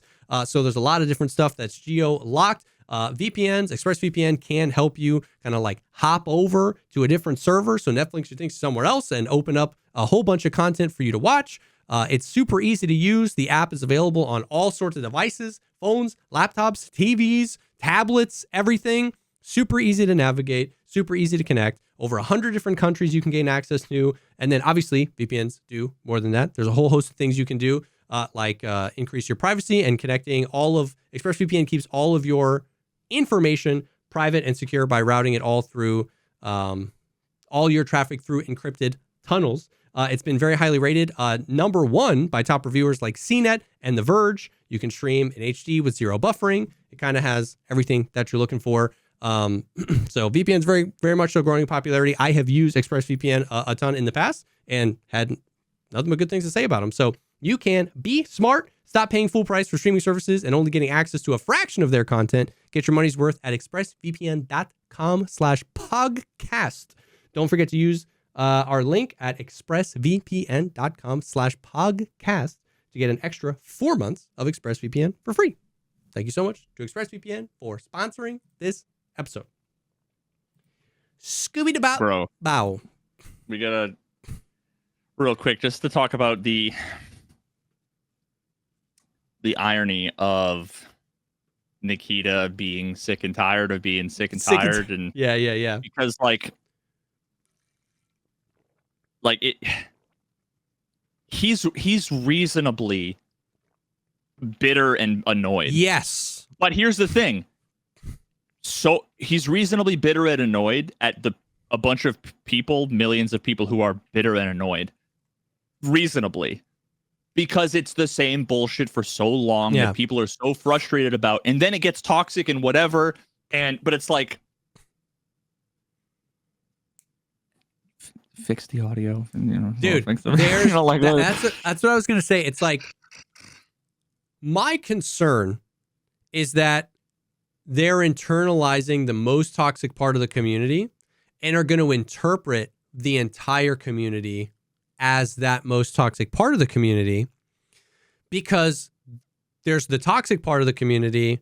There's a part of the community that's like frustrated with the game. And then there's a part of the community that like loves the game no matter what. Right. And that big part of the community that's frustrated, but aren't like the most toxic part, if you just isolate them, right? So if you carve out the dicks, the most toxic part of the community, and you carve out everybody that's just like, oh my God, BSG does everything great, and you focus on the rest of those people, and you just listen to them, you'd go crazy because they've been saying the same things for 6 years. So that's the point you're making, where you're like, and not for no reason. Exactly. So even if you cut out the toxicity, and even if you cut out the like, the cheerleaders, and you focus on those people, you would go crazy because they're just saying the same things over and over again. And that's where it's like, do they realize that the people who aren't like overly toxic are also sick and tired of thinking the fix is right around the corner? You know what I mean? The audio, it's going to get better soon. The netcode, it's going to get better soon. The cheating situation is going to get better soon. The AI is going to get better soon. The FPS is going to get better soon. And it never does. And it's like, man, so I think I'm worried. I'm not saying he is, but I'm worried that they're going to start interpreting the non-toxic part of the community as the toxic part of the community, and that they're just going to grow to resent the player base, because it's like, they obviously want us playing the game, right? Like they want players playing the game. They got mad at a bunch of people for playing Arena Breakout and other games. Then they said, you're not a true believer if you don't buy the $250 version of the game. And then they like can't, I know it's a cultural thing, whatever, like I get it, but they just like don't do anything to align with the frustration the average Joe goes through, right? Like maybe they don't have a podcast to vent their frustrations. Maybe they don't have a community that's going to retweet their tweets. But there are people, man, like Uneventful, and like so many of these guys, like so many of these people that hang out in our chat that have been with us for years and years and years, that are frustrated that things haven't gotten better, that are like die to AI or die to bullshit, like crazy stuff, or bugs happening or audio bugs. And it's like, it's not just us who are frustrated, and there's no attempt at like alignment or talking about those things. And so, yeah, I'm worried that they're just going to start to resent the entire community. Well, I mean, I think it's past. We're past that point. Like Nikita hasn't been happy in like, on any of these podcasts for a long time, right? It's there's always been the focus on like, we're doing this, even though I don't want to, or we're doing this, and we've been. So I mean, you can tell, it's fucking, you can see it in his eyes and hear it in his voice. But what's like, to me, what the worst part of this. The worst part, like you were talking about, how people have been saying the same thing. There's this cycle. There's this endless cycle of people play the game. They fall in love with it. They love it. It's challenging. It's hardcore. That's why they love it. Oh, now that I'm more of a veteran, I'm getting used to the things. I'm starting to see some of the holes. Wow, this is really annoying. This is so fucking annoying. Oh my God, why the fuck aren't they finishing? Why aren't they fixing this? Oh my God, what the fuck? What the fuck? I give up and I'm done. Yeah. And those people take the railroad track, goes, and then they're playing Balatro or fucking Binding of Isaac, right? Like, but you have a million people who are in every stage of that whole thing. It's so funny because I'm bitter at the person who's like, hey man, does it seem like there's like a lot of cheaters in the game? Like, oh my God, like welcome to 2000 and what, right? Like, but you can't get mad at them because they're like, they've only been playing for four wipes. You know what I mean? They're like on that part of the track. Like, but that's like, that's what's so frustrating is that like new people get into the game and all I want to say is don't love it. It's you're dog shit. You're going to hate it. I want to fast forward to the end because when everybody gets to the end, that's when things are going to happen. But when you have some people in the beginning going, oh, it's not that bad. Oh, you know, yeah. It's this endless fucking cycle. And everyone's stuck in the past discovering things. And then half the people are there are certain takes that then have like a 6-month delay on them before they expire and then evolve into the right take, which is, you know, like opinions about so many things, whether it's found in raid or whether it's about the flea market or the economy or time to kill or whatever. And it's just and the most informed people are the people who aren't like playing the game anymore. Yeah, a lot of times. I can't say that because they fell off doing other things, and then there's been changes that have been made. But like, that's the sad part is that so many of the people got basically pushed away. From being exhausted, from being in this fucking cyclone tumbler, you know, over and over and over and over again, having to reintroduce these things and debate them, which is why I remember I made that fucking the kill cam cycle picture, right? Nice Guy had every argument. Nice Guy had a really good take on the flea market stuff, and it was like, why didn't we do this sooner? Because when you think about it, it's like there's a couple things to hold when I say that. One is they've made it very clear that they're like sprinting towards 1.0, like not like innuendos. Every single time, innuendos was the wrong word, not like subtle. They like every time they are live, they mention that 1.0 is like on the horizon. Like they are talking about it. So a lot, once again, if you carve out the most toxic and you carve out the people that say BSG can do no wrong, a surprising amount of the people in the middle went, hey, even if I don't like the flea market changes or the hideout changes, I was surprised by X. And the people that say they really like it were like, I actually really like this, but you know, this needs to be adjusted. A lot of people would be like, can we do this again? Like, can we try new things? Can we try new things? But Nikita's tweeting Q2 2025. It feels like they're in a race against the clock. And it's like, why didn't we do this 2 years ago? And then the second thing to hold with that is what you were talking about, where so many of these opinions are so exhausting. Oh, if my mouse is, I'm sorry. So many of these opinions are so exhausting because we've had them over and over and over and over again. If they had done this 2 years ago, a lot of those opinions were much fresher then. You know what I mean? So like the conversation would have been so much healthier. There's some amount of people that have been asking them to, you know, do something with the flea market for 2 or 3 years and they finally do it. It's like, I don't even care anymore. You know what I mean? And so, yeah, you can only ask so many times before it starts to be like, fucking do this or I'm done or I'm over it or whatever. You know, but so a lot of the bitterness and toxicity is because the best feedback has been ignored for so long. If you've been playing this game for 4 years, you probably have an opinion on the flea market or on the hideout or something. And it's like, a part of me is like, why now? Like the whole community would have loved if you did something. Why now? Now, that's not a negative thing. Once again, my opinion is largely, I'm so glad they're messing with it and tinkering because it's been fun and fresh and hopefully we'll arrive at a better solution. But it's like, what about all of our feedback back then wasn't enough when we were like, yo, I see why you did this, but can we make some changes? And they're like, no. You know what I mean? So I think either they had other plans or they weren't convinced I guess what we were saying, that they weren't convinced that what we were saying was the right thing to do. And it took 2 years of them doing a thing. Yeah. You know, like, hey, man, I really think we should put some styrofoam padding on these brick walls. And they're like, no. Ow. Fuck. Ow. goddamn, hey man, maybe we could put some like fucking foam, some padding, some whatever. What do you mean? Like, oh fuck, oh shit. And then after a while, you're like, oh damn, my knuckles are really bloody. Maybe we should put some padding on the end. It's like, sure, it's too late now because you put the padding and it's still like, ow, fuck.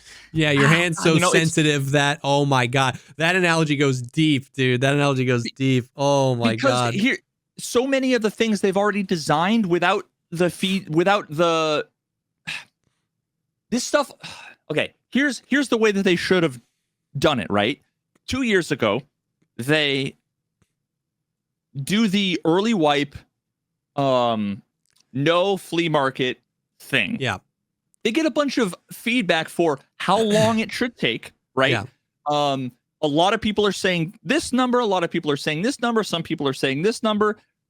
Then there's also, okay, but when we turned it back on, there were all these implications that we didn't think of, that we didn't whatever. So then the next wipe, we're going to do it again, but we're going to make it a little bit longer, and we're going to tweak this, and we're going to tweak this.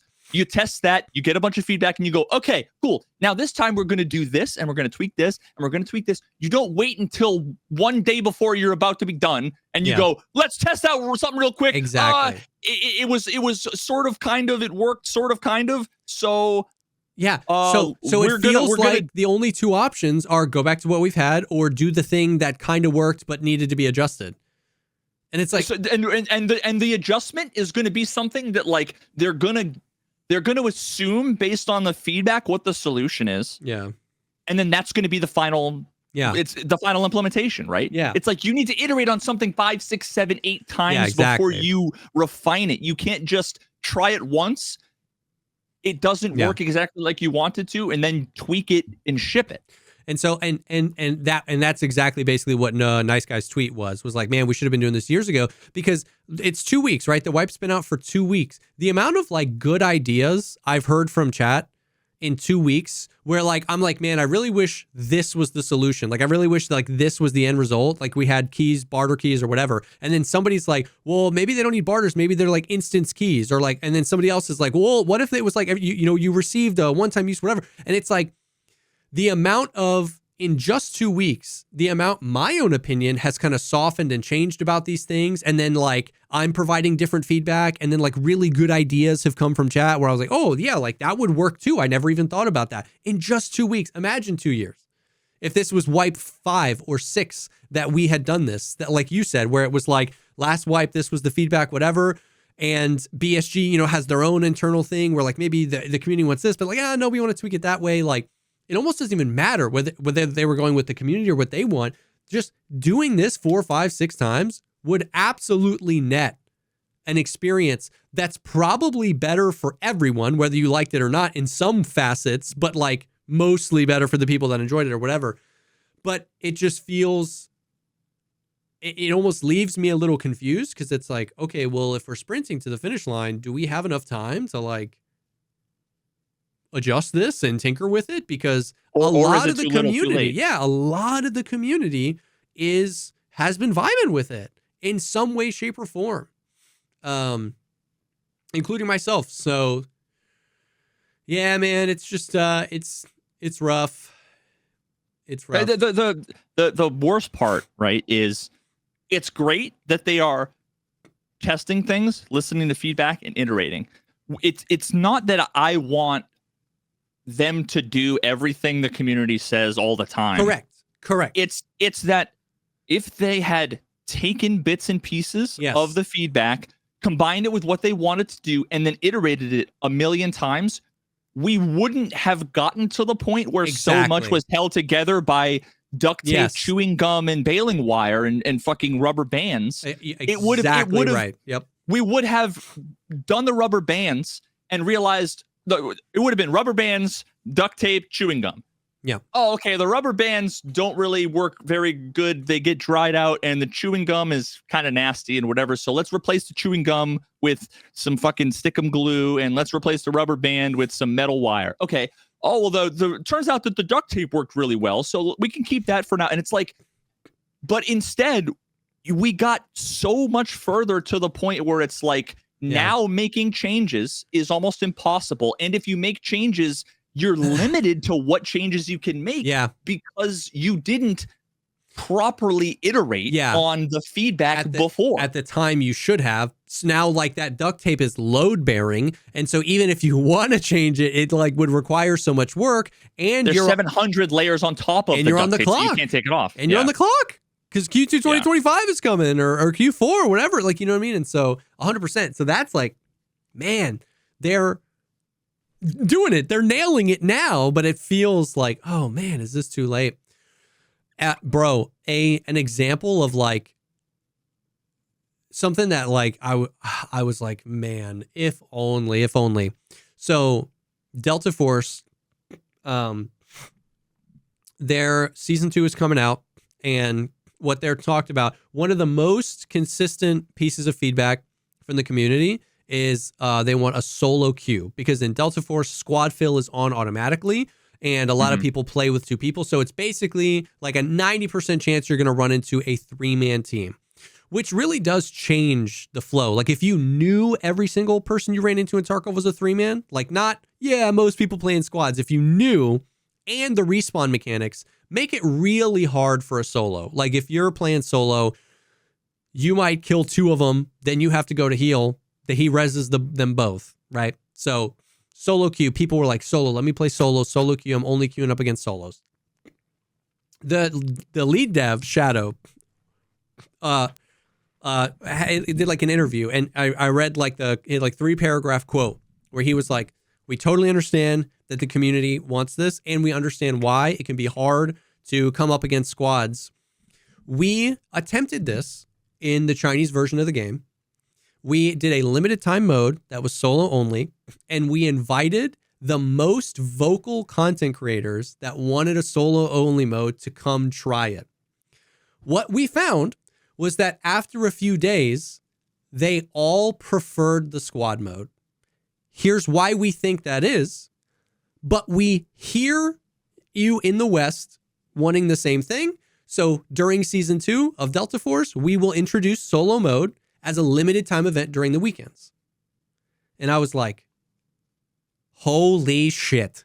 I was like, they align with the community, understanding why they want it. They're willing to test it out and put their money where their mouth is and invite the people who are most vocal for it. They don't overly commit to it by adding it as a full-time mode and then having to make the decision whether they take it away or not. They add it as a limited time, and they allow the community to assimilate to their own idea and maybe come to the conclusion, oh shit, this is actually not fun because everyone's using the same operator and they're all camping in corners and this is not fun at all. Yeah, and they're not limiting the test to a one and done without changing any variables. See, that's the thing. Whenever they do these tests, they throw it out there. They don't have any ability to really tweak any knobs. They get feedback on the one implementation that they have, and people go, I love it or I hate it, and then they just choose A or B. Yep. Whereas these guys are like, we can do A, B, C, D, whatever. We tried A. People said they wanted A. It turns out they actually preferred B. But here's the deal. We're going to give you guys the same test. Yes. You guys have the experience. And if the community comes back and they say, we actually think the opposite, well, then it could be a cultural thing, or it could be that there's some other fundamental aspect that's different. But if they agree, well, then that just solidifies that it was the right decision in the first place. Yep. If, they come to the same conclusion. Yes. So I read that, man, and I was like, I'm not trying to glaze Delta Force, but I was like, holy cow. I was like, that feels really good. Like, as a player of that game, to like hear that from the game director. Like, imagine this world, right? Imagine this world. This is going to piss all of you off because we all wish we lived in this world. Imagine this world. Wipes are normally 6 months long, right? Recently, the winter wipe has been stretching into like August or September, so 7 or 8 months long. Imagine this reality. The ETS is open for all, no NDA. 3 months into a wipe, normally people are frustrated. A lot of the casuals are frustrated that everybody's a Chad, and so they stop playing the game. And a lot of the Chads get Kappa, and they don't have anything to do, so they stop playing the game.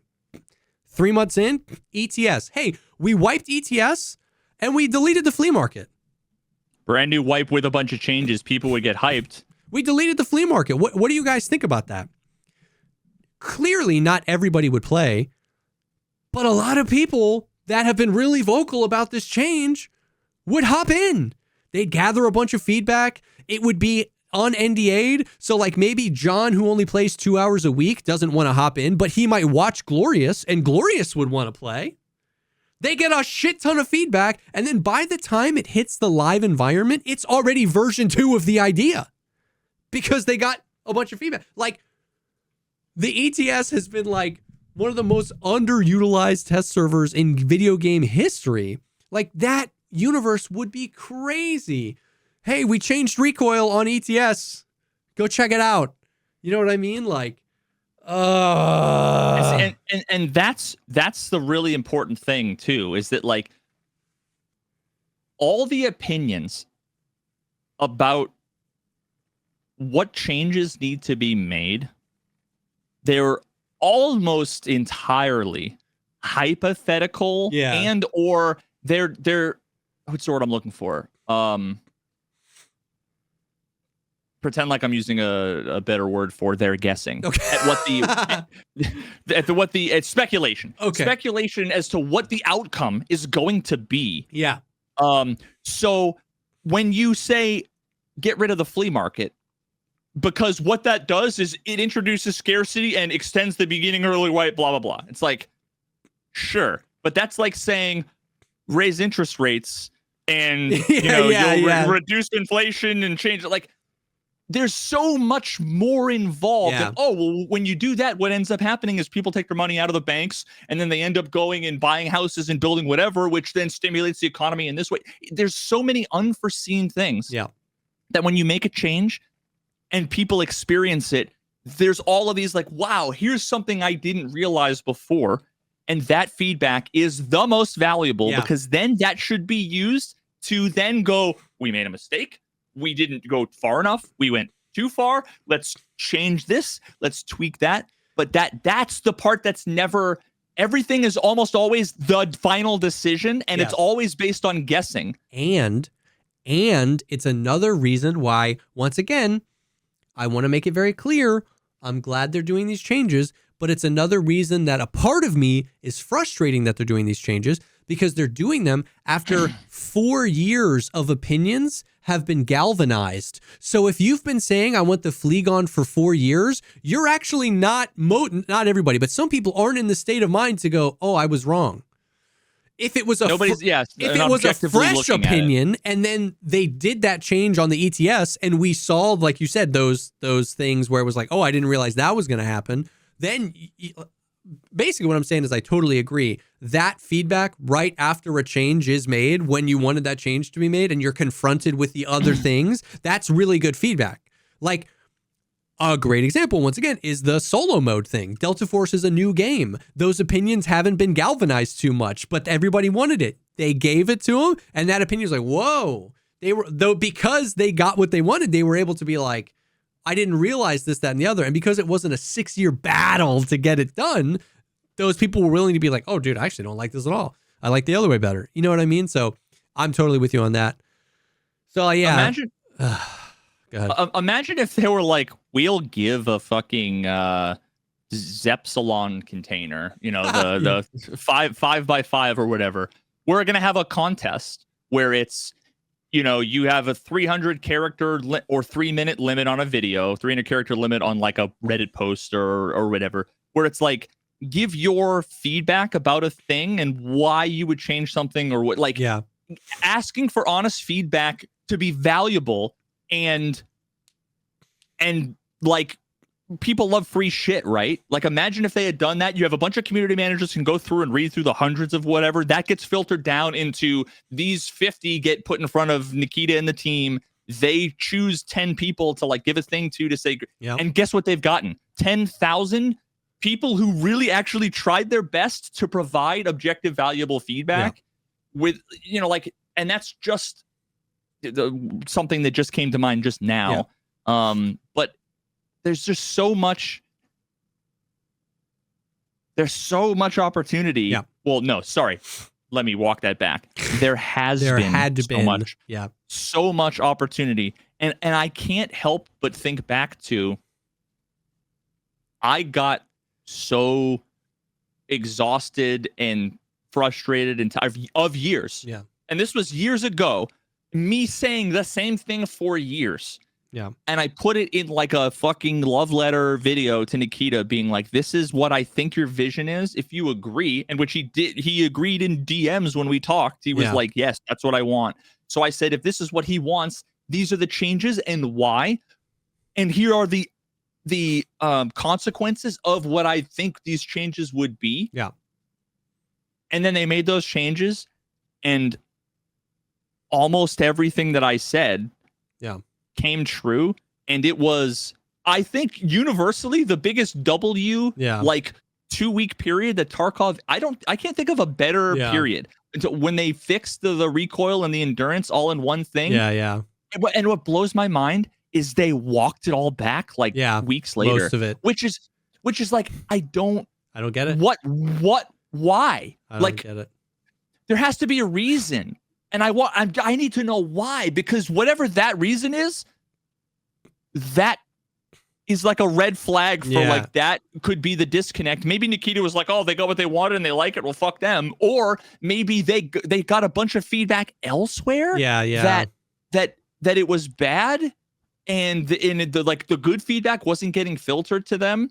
But what people need to realize too, the most reasonable, most rational, level-headed people, you guys are the ones that every now and then you'll hit the like button, and that's as far as you'll scroll down on every video. Yeah. And guess what? I'm one of those people. I don't fucking sit in the comments section of videos. Yeah. I don't, because it's a cesspool of crazy douchebags. Yeah. And I don't want to get involved. So the reasonable, rational people are not the ones that are being heard. They're not going to waste their time typing out a 600-character tweet. Yeah, no cap. yeah, exactly. Or a Reddit thread or something. You only hear the fucking extremes, and this is kind of like, there's no solution to this problem, because I can't. Yeah. The solution is the top of the middle of the bell curve. All of you suddenly overnight decide that you're gonna lower your carbon footprint. You're gonna make sure that you vote for the right candidate, and make sure that you and also give the feedback directly to Nikita in ways that he'll hear and will be quality. They just say it's a losing battle, and I'm not going to get involved. Yeah. And like to bring it back to what you said, we are not even saying that like all changes made to Tarkov need to be as a result of community feedback, or even like they can just disagree and do something else. It's just, I basically, to tie the whole conversation together, it's just like so confusing as a player what they're doing. They add the survey system because they want the community feedback, but then they don't use it. They get frustrated that people complain on Twitter, and then they make changes based on complaints on Twitter. They don't seem like they want to change anything about the game. A lot of people made videos or asked questions, and they say no, and then they change them randomly, and then we're left to be like, well, hold on, do you want feedback on this, or are you just doing your own thing? So it's like, what we're not saying like they need to do everything. We're saying, obviously, if they're going to claim the whole beta thing and they are going to make all these moves, if they're going to start tweets with, we've been actively monitoring community feedback, then I think it's worth us talking about feedback and how to give proper feedback and where they could have gotten better feedback and how do they communicate feedback. Like all of the facets of these conversations are valuable to be had, because they are the ones starting tweets with, we're monitoring feedback. They are the ones that added a survey system to the game. They are the ones making changes to the game based on tweets. So I don't want people being like, well, you guys just, this has been, one that's been said a lot. It's Nikita's vision, man. Don't make him change it. He's changing it. You know what I mean? So it's like Nikita's vision is to make a game that people love, that he wants to make. I'm not saying they need to do everything based on community feedback. I'm not saying they need to do everything I want to do. I'm just saying, like, as a player, it's confusing, and they just don't seem to like align, or they don't often like align with the community on the frustrations of playing the game. Like, that's something from like Starsons, and they'll be like, listen, we understand this patch is shit, but like, we appreciate you guys provide, like, you know what I mean? They've never said, like, Nikita's never said anything about the audio other than we're working on it.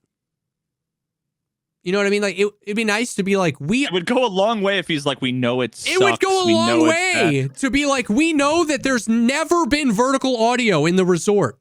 Fucking ever. Like, you know what I mean? Like, it's just, we're working on it. Somebody like, but here's the thing. I don't think he knows whether they have had that or not. Yeah. Okay. Yeah. Maybe like that specific of a thing, like the resort, but like he has to know, or somebody has to know. Nowadays, they're bringing like 8-10 devs on these podcasts. Somebody has to know the audio sucks. It would go a long way to say that. You know what I mean? Like, or just I don't know, man. I don't know. It's like the cheating conversation. Somebody was like, it was the Tarkov TV, and someone was like, Nikita once again doesn't say anything about the cheaters.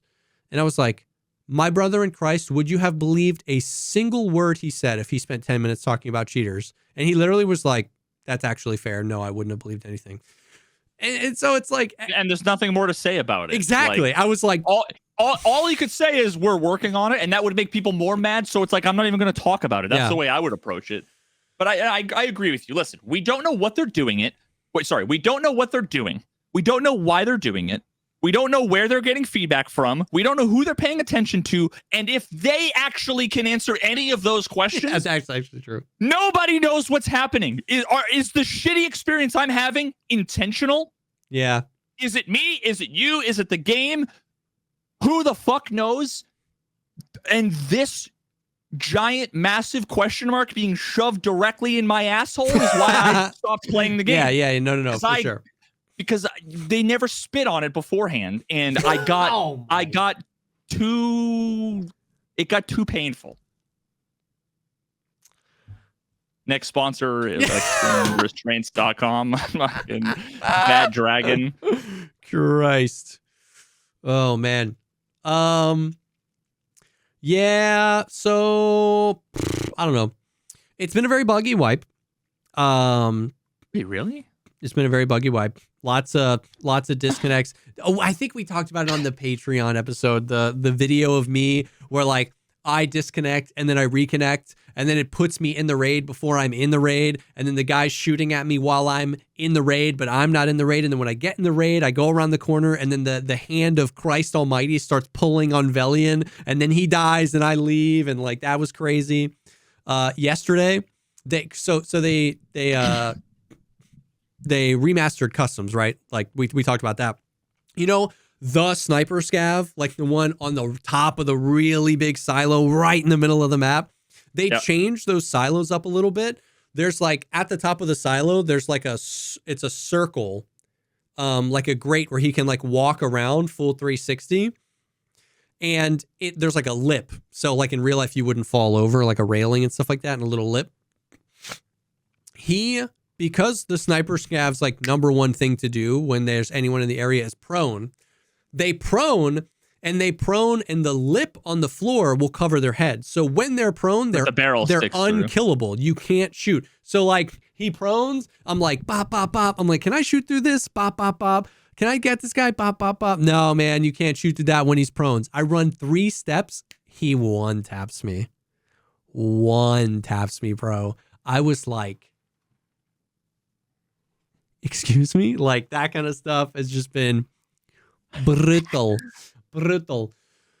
And then, dude, yeah, apparently, I don't know much about this, but apparently there's a cheat where people can overheat your CPU and cause your frames to like crash down to like 2 or 3. Basically, you're playing a PowerPoint presentation.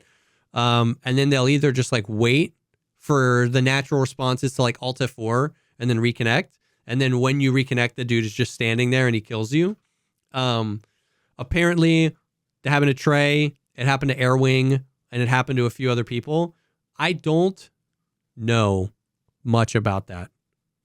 I don't know if it's overheating your CPU or your RAM or your frequencies or whatever, but your frames crash. I've heard reports of people looking and they're like CPU utilization is at like pegged at 100%. I have no idea what the hell's happening. Yeah, but do they look when this thing isn't happening and they'll see that it's pegged at 100% all the time? Don't ask questions, Veritas. I don't know the answers to them. But and all the guys that it's happening, their names are like CPU Fryer 3000 or something like that. Like, so it's something weird is happening. It happened. Cool man. Yeah. It happened to some people that I trust. I don't care enough to like go look for clips. I mean, all that, like, it's like functionally like DDoSing. Like, if if you were gonna make something like that, it would just be exploiting some bug in the client that it's like someone said something about an M4 build. If you could send, we know that like the JSON for your entire fucking character inventory, at least a few years back, got sent along with like fucking every goddamn update to the server. If they were like somehow able to manipulate that payload to say, oh, and here's my gun, and the gun has a nested tree of 8 trillion things. Yeah, every attachment in the game, then, you know, their JSON parser, you know, being super inefficient or something, right? Could reduce their frames and and whatever I just made up is a very obscure and very specific. I'm sure that's not it. Yeah. But it doesn't surprise me. Yeah. Like, but here's the thing: when people talk about this kind of thing, people are like literally picturing some like quantum hacking, like. Yeah. I don't know. You're right. You're right. And I don't think it's, yeah, it honestly didn't surprise me that much because I don't know. Nothing surprises me anymore when it comes to what people can do when they're cheating. I mean, there was that like Apex cheat where like people were hacking other people's clients and like opening cheats to people that weren't cheating. It was like crazy. Interesting. Yeah, I mean, I don't know anything about that, so I can't. All of these things, they're like just as likely that they're urban legends and they're completely wrong. Yeah, that they are real and whatever. Yeah. You know, like, but I will say that the thing where you are getting like sucked into the void, like, is 98% not a hacker. Oh yeah, we didn't even think it was. That bug, there's a ton of people in the comments and the fucking Twitter and whatever, and in my chat that when we talked about it, that were like, yeah, I've had hackers, blah, blah. And that's a bug that's been there since, I want to say, the 15th century. Circa fucking King George the 7th or whatever the fuck. I have a video somewhere. It's in one of my compilations where I'm on customs and I lean down, and the moment I saw, because I kind of had the clip, you know, as I was scrolling, and I saw Valiant be like, and I'm like, I need to rewind that because I bet you he went to loot something at the exact moment that happened. He bent over, went to go pick up like a rig or a backpack, and that moment he picked it up, that's exactly what happened to me on customs. I bent down, picked up a rig, and I have the fucking like making my way downtown. And I skateboard, like free look, like sideways from the middle of construction, all the way to Boiler Exfil. And Exfil, like down the street, up over the stairs, through the hole in the wall, down the grass, up the grass, down the thing, and I was going fast, so I like, and there's no way to stop it, so I was like, tried to aim for the, you know, because there's like a little brick door. You go down the stairs, and it was like, oh, I missed. Ah, fuck, I missed. Oh, got down there, and I mean, like, so that particular thing is not a cheater. I know people want to act like, you know, they're vacuum cleaning characters now, and it's like, oh. Yep. I don't know, man. Now, if I was a cheat developer, that's the next cheat I would make, is fucking skateboard cheat, just to, because here's the thing, like, so much of it just comes down to their sociopathic creeps who want to gaslight the world, and I'm totally legit. Actually, you know what that reminded me? I saw on my Twitter today some fucking guy whose name was like I_skilled, I think. Okay. I don't even know what the game was. I wonder if I can find it. Rust. Oh, Apparently, I found it. Was it? Maybe it was Rust. Who's Alistair McFarlane? Wait, let me pull up his Twitter. It'll tell me. Executive producer, Play Rust, company director. Okay, yeah.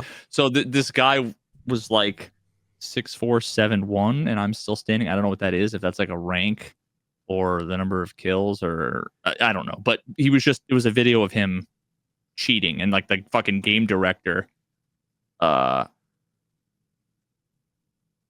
basically was like, yeah, after that happened on like this day in this game ID, you were banned shortly afterwards. But thanks for the clip, because now I've banned like your X other accounts and yada yada yada. And I guess what you have to pay for Rust, like Dang. probably each time, or maybe not. Yeah, I don't think know, so. but yeah, it's just pretty funny how. There's a bunch of people that make content like Rust admins of them just like flying around to cheaters and messing with them and banning them and stuff like that. It's pretty funny. But yeah, so yeah, that was back to my original point about cheaters love to fucking gaslight. They put like their name is like iSkilled. Yeah. Right? It's like they want people to think that they're amazing, incredible, whatever. And if when all else fails, they want to like be bullies, like digital bullies. Yep. It's the same thing. It's like a genuinely like an infantile. Yep. You're the kind of people that like laugh at, you know, like try to drown kittens and shit. Like that kind of stuff are the people who cheat. Yep. It's weird. It's gross. Yep. Yeah, Komomo is one of the ones. This is like, this is just like a bomb to drop at the very end. We maybe talk about this on the Patreon, the PP sometime. Someone in my chat, this was so funny. He was mad that they extended it. And he was like, why? And then somebody in chat response was like, I don't know. They changed their minds. The message was, changing your mind and lying are the exact same thing. Period. And like, we were like, whoa. We were like, dude, we could talk about that for a long time. And I was just like, it was just so funny, because I was like, dude, if you come into chat and you're like, man, I'm pissed I'm pissed that they extended the flea market thing, that I can be like, I got you, fam. I get it. I totally align with your frustration. If you're so mad about this that you have to just like bend social laws and like freak out, people were freaking out. I was like, in the back of my head, I'm always just thinking like, nothing really bad has ever happened to you in your life if you like have the emotional capacity to get this worked up about something like this. You know what I mean? It's like, I get being frustrated. I'm with you, dude. I yap about this game all the time, but I don't know, that it just feels like a whole nother level. Yeah, that sounds like flat earther logic. Yeah, probably. Anyways, that's the stuff. That's the freaking Tarkov stuff. It's cool that Isaac has been fun. I am like giga stoked. I think in the next like few weeks here, we're getting the Delta Force new season.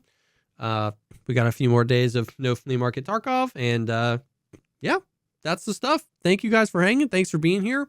As always, if you would like even more podcast content, you can go to patreon.com/thepogcastpod. Get early ad-free access to these episodes and even additional episodes recorded just for you guys.